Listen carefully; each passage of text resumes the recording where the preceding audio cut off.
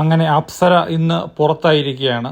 അപ്സര നല്ലൊരു പ്ലെയർ ആയിരുന്നു. ആദ്യത്തെ ഒരു 5 വീക്സ് ഒക്കെ എന്ന് പറയുമ്പോഴത്തേനും അപ്സര നല്ല രീതിയിൽ തിളങ്ങി മത്സരിച്ച് എല്ലാവരുടെയും പ്രീതി സമ്പാദിച്ച ഒരു കണ്ടസ്റ്റൻ്റ് ആയിരുന്നു അപ്സര. അത് കഴിഞ്ഞപ്പോഴത്തേനും അപ്സര ഇച്ചിരി പിന്നോട്ട് മാറിയ പോലെ ചെറിയ ചെറിയ കാര്യത്തിന് മാത്രം ശബ്ദമുയർത്തി സംസാരിക്കുകയും മറ്റ് സമയം വരുമ്പോഴത്തേനും എവിടെയെങ്കിലും ഒതുങ്ങി ഇരിക്കുന്ന ഒരു അപ്സരനെയാണ് നമ്മൾ കണ്ടത്.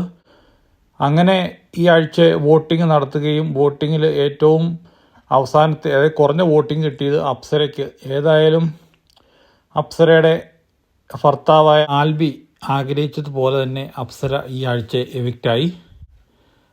നമ്മൾ പ്രതീക്ഷിച്ചത് നോറയോ അല്ലെങ്കിൽ ശ്രീതു ആരിലോ ആയിരുന്നായിരിക്കും, പക്ഷേ അപ്സര എവിക്റ്റായി. രണ്ടാമത്തെ എവിക്റ്റായ വ്യക്തിയാണ് അൻസിബ. നമുക്കറിയാം വാക്ചാതുര്യം കൊണ്ടും